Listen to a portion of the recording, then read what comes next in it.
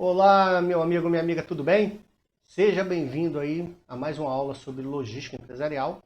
Hoje abordando o tópico de controle de estoques. Bom, controle de estoque é uma coisa muito importante, né? Ele representa um grande custo para as empresas, né? Então controlar o estoque da melhor maneira possível para que você não tenha prejuízo. E aí, dentro de controle de estoques, nós vamos ver as razões para manter os estoques, uma visão do problema de estoque, características básicas do controle de estoque, alguns conceitos e técnicas do controle de estoque e o controle de estoque propriamente dito. Então vamos lá, né, sem delongas, as razões para manter os estoques.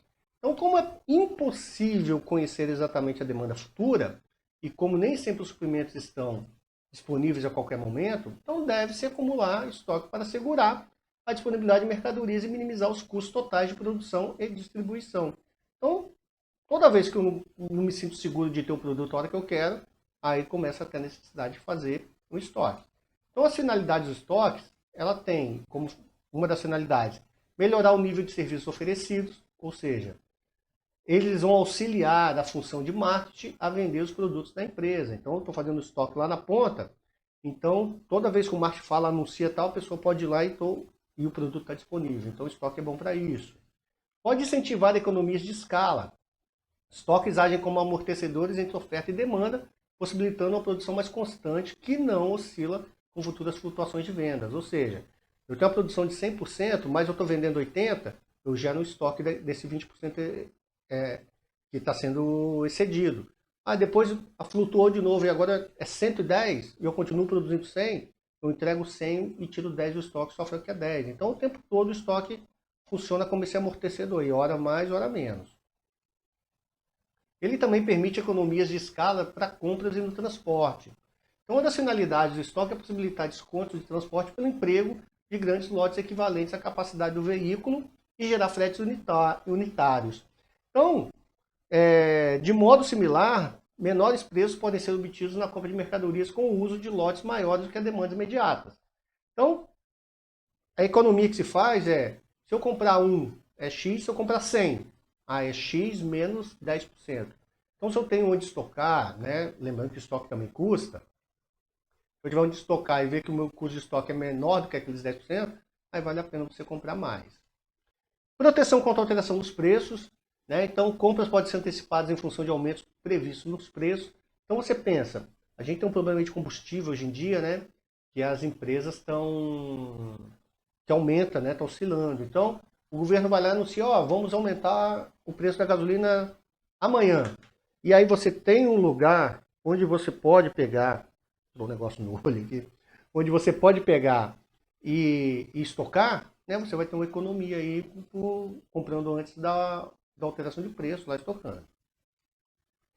Bom, temos ainda a proteção contra oscilações na demanda ou no tempo de ressuprimento. Então, né, quanto à demanda, a gente já falou, se a demanda aumenta, eu uso o meu estoque, se ela diminui, eu deixo no estoque. Mas também tem o ressuprimento, né? Eu tenho que ter um estoque necessário até para me fazer o pedido e até que essa carga chegue novamente para que eu possa usar e não interromper assim as minhas vendas. Temos a proteção contra contingências, greves, incêndios, inundações são apenas algumas das contingências que pode atingir uma empresa. Então a gente vê, já tivemos aí, né, greves de policiais, já tivemos greve de caminhoneiro. Então tudo isso, quem não tinha estoque, rapidamente ficou sem. Quem tinha um estoque, né, ainda continuou a usar. Eu lembro que na greve dos caminhoneiros, se eu não me engano, os supermercados ainda falaram, não, a gente tem um grande estoque, a gente aguenta aí. O estoque girou em torno de 18 dias, a greve acho que chegou a 15.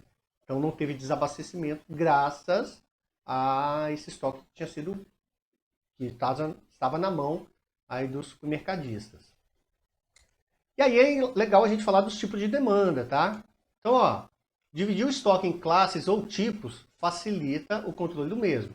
Uma das melhores maneiras de classificar os estoques é segundo a natureza de sua demanda. O que é a demanda?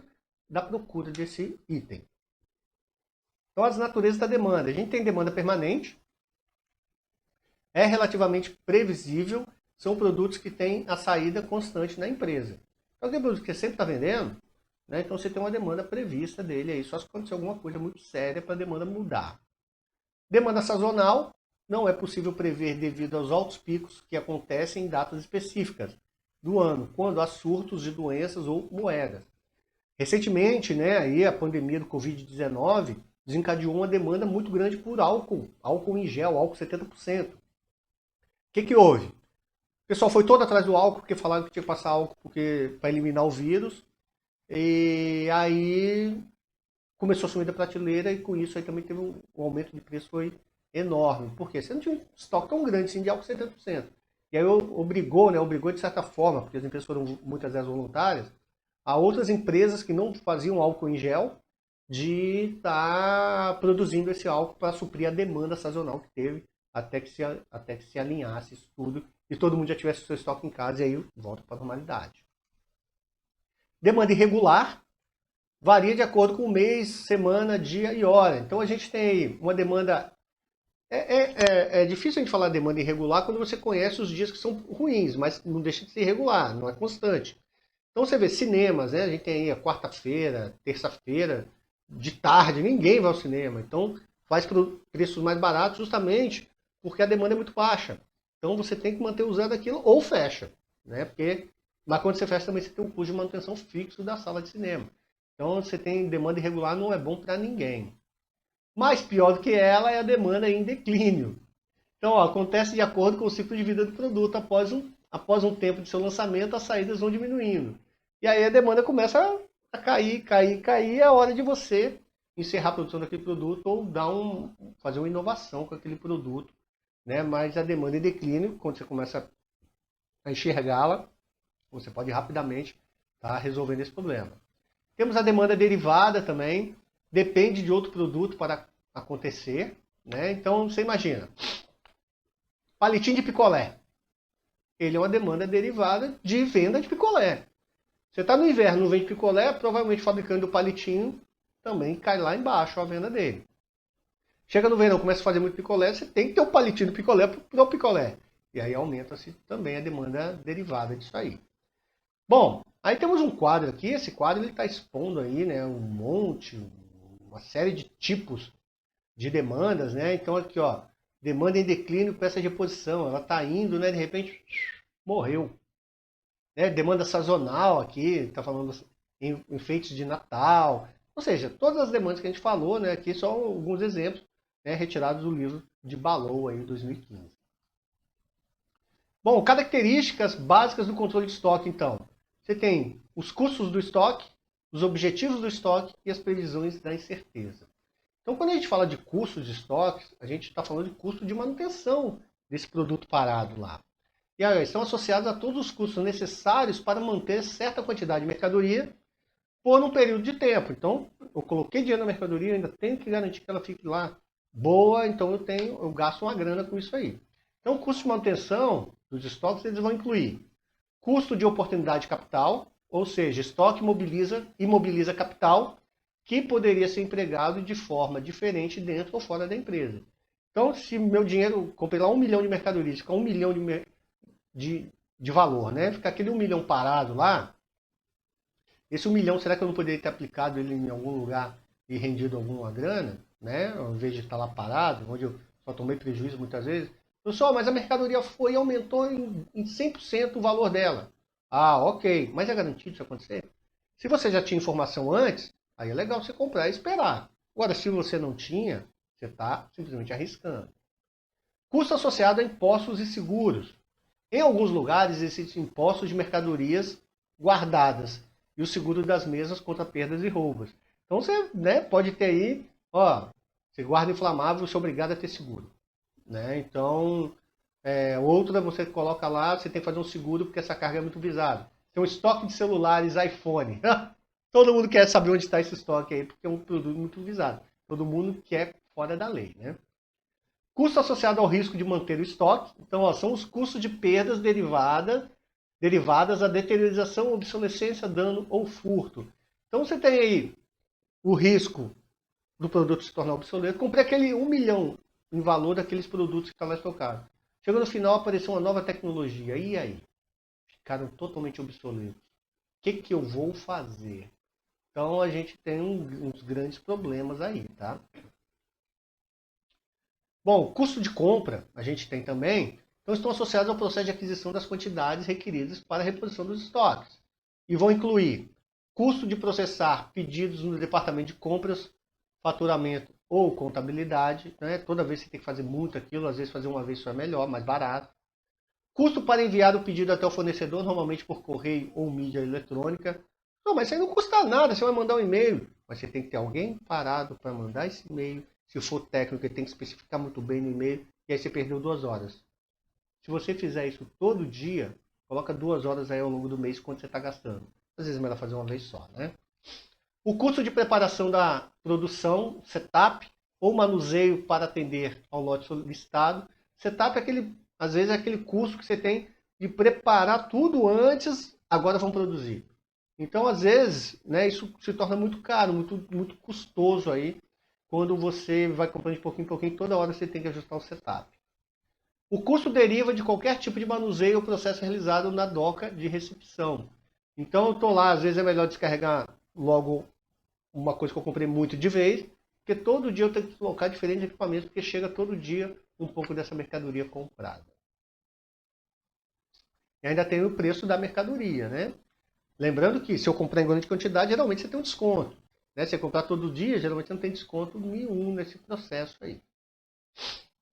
Bom, ainda tem os custos de faltas, e esse é um dos mais doloridos aí, tá?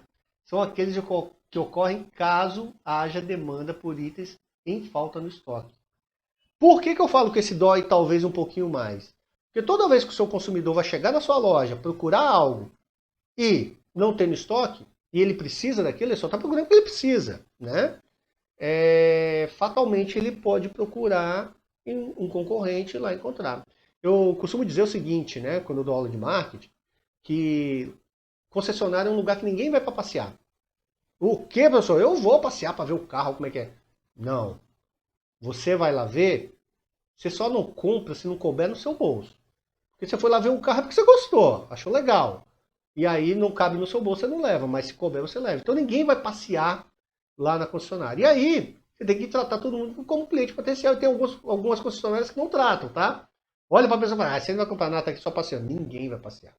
E às vezes o cidadão chega lá, querendo buscar um produto novo, chega lá, não, esse carro aqui, a espera dele é 30 dias. O cara, poxa, mas eu queria o carro. Mas já que não tem, eu tô dando a passeada, eu vou na outra concessionária. Eu tô dando a passeada, né? Eu tô dando uma olhada, eu vou na outra concessionária. Cheguei lá, tem um produto similar, carro 1000, 1.0, completo igual o outro. E pergunta assim, tá, mas como é que fica? Cabe no bolso? Cabe. O outro lá de 30 dias cabe também. Só que esse aqui eu te entrego amanhã. Opa! Qual? Vamos lá ver seu carro. A pessoa entrou, olhou, não sei o quê. É o tempo de emplacar. Vamos lá fechar o negócio? E às vezes aí a outra de 30 dias perdeu porque não tem estoque. Isso acontece, tá, gente? Acontece muito. Então os custos de faltas incluem custo de vendas perdidas, ocorre quando o cliente cancela seu pedido caso o produto desejado esteja em falta. E o custo de atrasos são de medida mais fácil, pois resultam gastos diretos da empresa. Quando o cliente aceita atrasar sua compra até que o estoque tenha sido reposto. Certos custos adicionais acontecem no atendimento desse pedido. Até às vezes de você ter que dar um prazo maior para o seu cliente, ou oferecer alguma coisa que ele vai precisar, mais um preço mais barato, ou seja, né? Você tem que compensá-lo de alguma forma para que ele espere chegar aquilo lá e não vá no concorrente. E às vezes quando você vai no concorrente, você não volta nunca mais, tá? E aí temos os objetivos de estoque, então. Temos o objetivo de custo. O controle de estoque é uma questão de balancear os custos de manutenção de estoque e aquisição e de falhas. Então não é uma coisinha só. Você tem que balancear todo mundo aí para você saber onde é que você pode mexer. Sempre tem muitas variáveis, tá? Principalmente logística. Então, ó, temos aqui, ó, controlar o investimento em estoques é uma das ações de balanceamento mais delicadas na atividade logística. Então a gente tem aqui, ó, tem a curva de faltas de estoque. Então, ó, lote de reposição custo mínimo. Então tem a curva de faltas. Você tem o custo, a curva de aquisição do estoque. Você vê que aqui, né, se a gente falar em preço e o lote vai se tornando mais barato. Você tem o custo da manutenção de estoque. Quanto mais estoque você tem, mais aumenta lá o seu valor, que deveria estar aqui. mais o valor que tem nesse estoque, tá?